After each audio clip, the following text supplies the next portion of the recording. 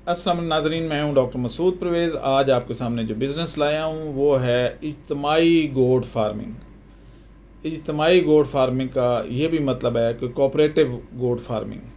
जैसा कि हमने फ़िश फार्मिंग में आपको पता है कि ज़ोन बनाए थे, इसी तरीके से हम अब बकरियों के भी ज़ोन बनाएंगे। बेसिकली क्योंकि मैं वेटनरी डॉक्टर हूँ और स्पेशलिस्ट हूँ इन कामों में, वेटनरी की सारी उम्र इसी में गुजारा। तो अब ये है कि पहला जो हम जोन बनाने लगे हैं वो बनाने लगे हैं फैसलाबाद और सियालकोट में, तीसरा चकवाल में, और इस तरीके से फिर बाद में हम बाकी जगहों पे बनाएंगे। अब बकरी फार्मिंग एक बहुत मुनाफा बख्श कारोबार है बशर्ते कि उसको साइंटिफिक बुनियादों पर किया जाए। बायोफ्लाक में कुछ गवर्नमेंट ने ऐसे हर्डल क्रिएट कर दिए हैं जिसकी वजह से अब उसका मुनाफा जो है वो कम होना शुरू हो गया।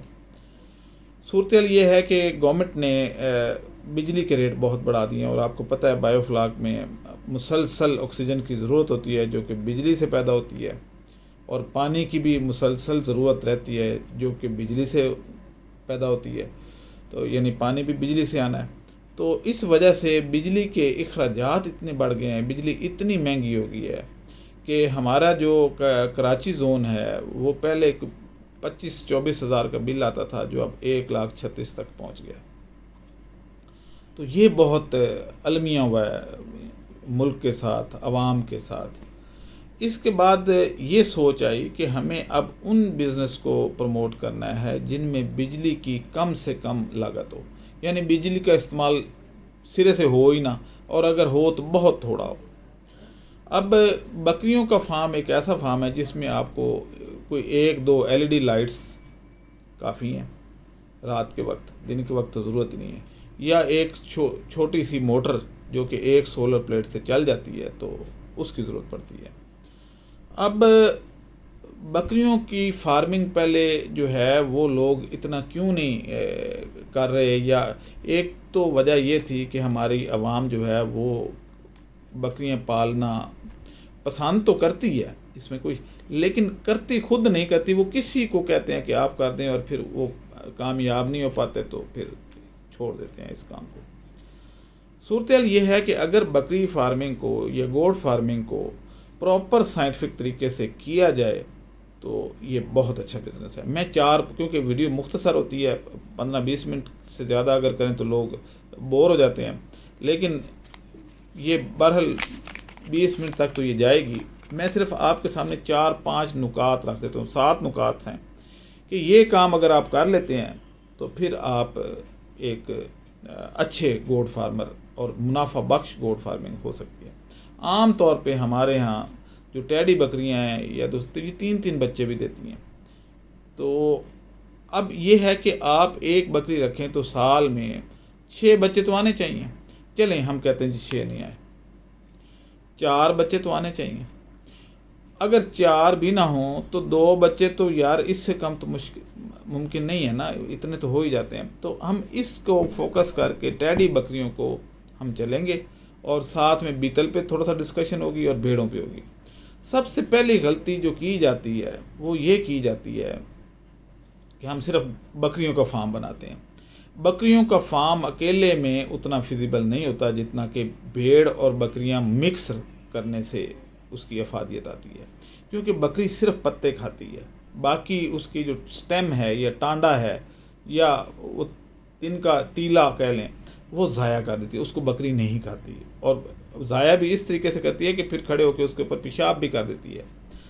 अब भेड़ जो है वो पत्ते नहीं बल्कि टांडे पसंद करती है, पत्ते भी खाती है लेकिन वो एक बड़ा गरीब परवर सा जानवर है, वो टांडे खा के भी उतना ही वज़न कर देता है। भेड़ का वज़न टैडी बकरी से ज़्यादा होता है, यानी आपकी खुराक का ख़र्चा जो है वो आप बकरी पे करेंगे लेकिन साथ में भेड़ भी पल रही होगी।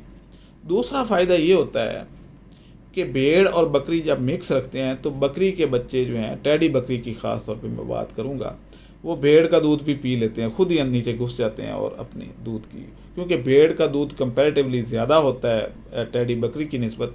टेडी बकरी बच्चे तो ज़्यादा देती है लेकिन दूध बहुत कम देती है, जिसकी वजह से उसके बच्चों में अमवात बहुत ज़्यादा होती है, क्योंकि माँ का दूध मुयस्सर सब बच्चों को नहीं हो पाता, इतना होता ही नहीं है। तो जब आप भेड़ रखेंगे तो साथ में भेड़ जो है उनको भी पाल लेती है। दूसरी सबसे इम्पोर्टेंट बात जो है वो ये होती है कि बकरियों की सबसे ज़्यादा अमवात, ख़ास तौर पे बच्चों की अमवात सर्दियों में होती हैं, और वो क्योंकि सर्दी बर्दाश्त ही नहीं करती बकरी। लेकिन भेड़ों के ऊपर तो अल्लाह ताला ने कंबल लगाया होता है। तो जब आप भेड़ें बकरियां मिक्स रखते हैं तो दो भेड़ों के दरमियान आप रात को उठ के देख लीजिएगा, 12 बजे के बाद आप देख लें रात को कि दो भेड़ों के दरमियान बकरी बैठी होगी, ताकि दोनों साइडों से कंबल अपने ऊपर ले लेती है, और इस तरीके से वो अपनी जो गरमैश है वो भेड़ से वसूल कर लेती है और सेहतमंद रहती है। बच्चे भी इसी तरीके से भेड़ों के दरमियान घुसे होते हैं। तो इसलिए भेड़ बकरियां मिक्स पालनी पड़ती हैं। अब जो लोग हैं हमारे यहाँ वो आम तौर पे बकरी पसंद करते हैं जी, बकरी, और इस तरीके से खुराक भी ज़ाया हो जाती है और बकरियों की अमवात भी ज़्यादा होती हैं। तीसरी बात यह है कि भेड़ बकरियों को लोग पालते हैं आम ज़मीन पे, रेत डाल दी कुछ इस तरीके से, गर्मियों में ख़ास तौर पे रेत डाल देते हैं और कि ठंडी होती है जी, पानी छिड़काया और रेत ठंडी होगी।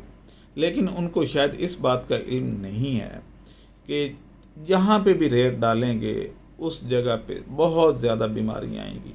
वजह ये होती है कि बकरी नीचे जब खाती है या भेड़ खाती है तो ये सांस ले रही होती है, ये ज़मीन के करीब इसका नाक ये लेके फिर रही होती है।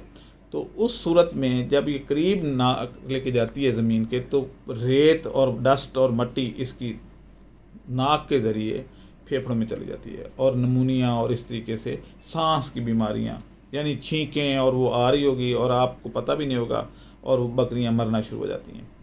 इसलिए कभी भी ज़मीन पे आपने बकरियां नहीं पालनी, उसके लिए प्रॉपर एक फ्लोर, वुडन फ्लोर लगाएं। प्लास्टिक के भी आते हैं अब, तो वो वुडन फ्लोर लगाना होता है।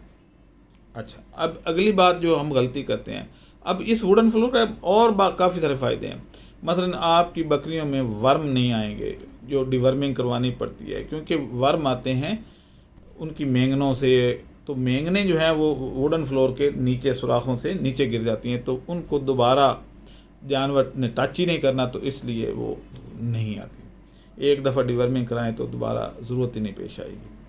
अब तीसरी बात जो है जो बहुत इम्पॉर्टेंट है वो ये है कि आप जब बकरी को और भेड़ को मिक्स रखते हैं तो इनमें अगर बीमारियां, एक तो वैक्सीनेशन आपने प्रॉपर करनी है। अगर बीमारियां आ भी जाएं वैक्सीनेशन के बावजूद, तो जो भेड़ या बकरियां सरवाइव कर जाती हैं उनके ब्लड से एंटीबॉडीज़ निकाल के अपनी फ्रिज में रख लें, और आगे जो भी बकरी बीमार हो या भेड़ बीमार हो उसको इंजेक्ट कर दें।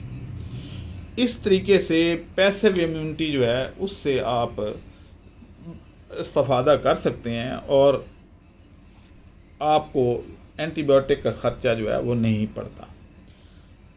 अगली जो हम मिस्टेक करते हैं वो ये करते हैं कि खुराक में पाउडर का इस्तेमाल बहुत ज़्यादा करते हैं, क्योंकि हम लोग चावल की पैदावार पाकिस्तान में बहुत ज़्यादा होती है, तो राइस मिलें लगी हुई हैं, सस्ता सोर्स है, तो राइस पॉलिश का इस्तेमाल बेदरेग किया जाता है, जैसे कि गाय भैंस के, तो उधर तो ठीक है। अब वजह क्या है कि बकरियों में आप पाउडरी फीड इस्तेमाल नहीं कर सकते।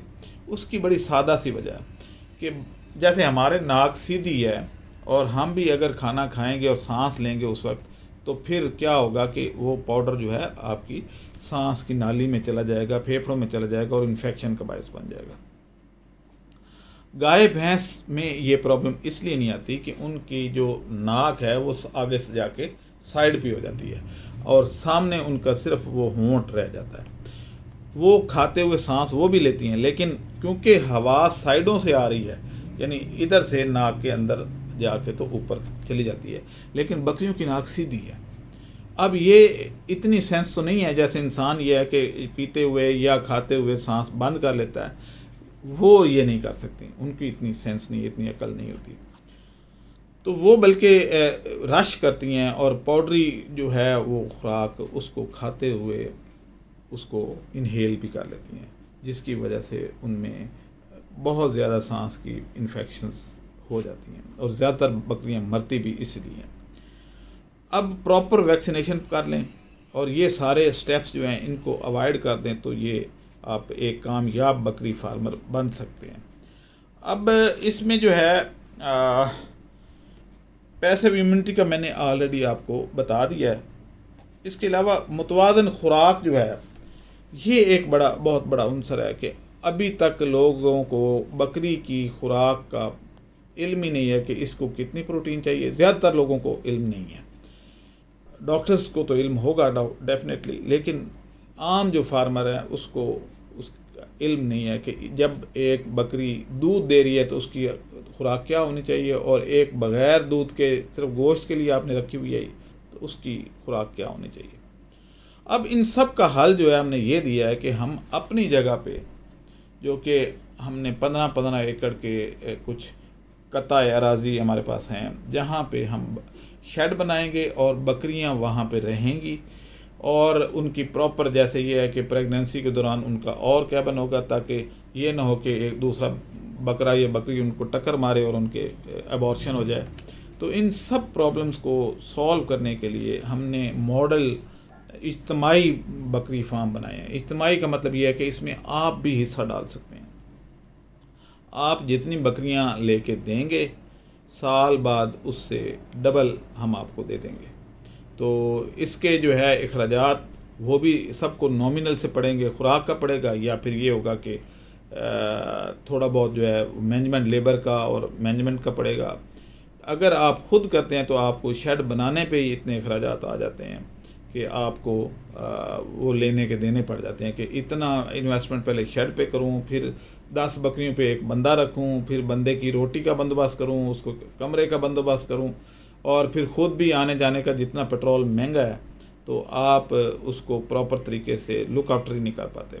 लेकिन हमारे यहाँ जो है वो एक ही बंदा 100 बकरियों पे होगा और 200 बकरियों पे 2 बंदे होंगे। तो इस तरीके से बड़ा आसानी से हो जाएगा। फिर हम सोलर के ज़रिए पानी को पंप करेंगे जो उन्होंने पीना है, और उसकी प्रॉपर जो एक वैक्सीनेशन शेड्यूल है वो किया जाएगा। तो इस तरीके से बकरियों को जो है हम पाल के तो आपको देंगे।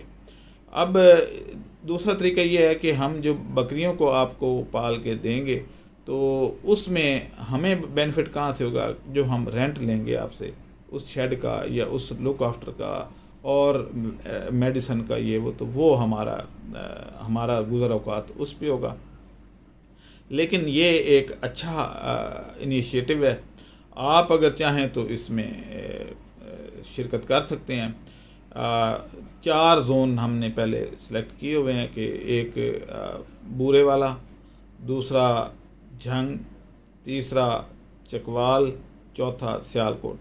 तो पहले हमारे पास जगह, इन जगहों पे हमारे जो है वो सिलेक्टेड एरिया हमने रखा हुआ है जहाँ पे हम पहले यहाँ पे से स्टार्ट करेंगे, और इंशाल्लाह ये बहुत जल्द एक कोऑपरेटिव फार्म बन जाएगा और उसमें आप लोग घर बैठे भी अर्निंग कर सकते हैं। लेकिन आपको पाबंदी नहीं है कि आप आएँ या ना आएँ। अगर आ जाएँ तो बहुत अच्छी बात है, ताकि अपनी बकरियों को आके देख लें कि उनकी प्रॉपर निगहदाश्त हो रही है या नहीं हो रही, उनकी प्रॉपर वैक्सीनेशन हो रही है या नहीं हो रही, डिवर्मिंग प्रॉपर हो रही है या नहीं हो रही। तो ये सारी चीज़ें जो हैं वो आप आके देख सकते हैं। इसी तरीके से जब डिलीवरी होगी तो आपको हम बता देंगे कि भाई आज इतनी बकरियों ने डिलीवरी दी है, तो इसमें से आप आके अपनी बकरियों को देख सकते हैं या उसके बच्चे जो हैं वो भी देख सकते हैं। तो ये एक हमारा प्रोग्राम है, क्योंकि हमारे जो फ़िश वाला कराची वाला है वहाँ से अब मछली की सेल जो है वो शुरू होने वाली है। और आप लोगों से गुजारिश है कि आप अगर फ़िश फार्म वाले जो बंदे हैं वो भी अगर विज़िट करना चाहें तो अपने कराची फार्म पे जाके विज़िट कर सकते हैं। और बल्कि कल सारी टीम गई हुई थी और सब ने कमेंट्स दिए हुए थे कि जी हम होके आए हैं और वी आर हैप्पी। अच्छा, अब ये है कि इस तरह की कोऑपरेटिव फार्मिंग को रिवाज देने की ज़रूरत भी है, क्योंकि हर बंदा इंडिविजुअली ये काम बहुत मुश्किल से करता है। तो इस तरीके से अगर 4 बकरियों के पैसे तो हर किसी के पास होंगे, 1-2 लाख रुपए तो हर बंदा इन्वेस्ट कर सकता है। तो अगर 2 लाख रुपए लगाता है और साल बाद 4 लाख रुपए हो जाता है तो मेरे ये ख्याल है कि अच्छा काम है, तो कर लेना चाहिए। तो अगर 4 नहीं भी आता तो 3 या 3.5 भी आ जाता है तो फिर भी बुरा काम नहीं है।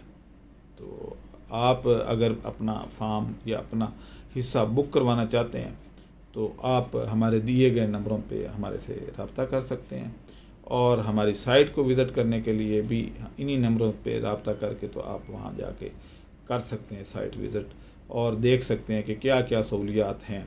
जंग में तो सोलर का पूरा सिस्टम लग चुका है, रिहाइश बन चुकी है, शेड भी बन चुका है, और आप वहाँ जाके तो उसको देख सकते हैं।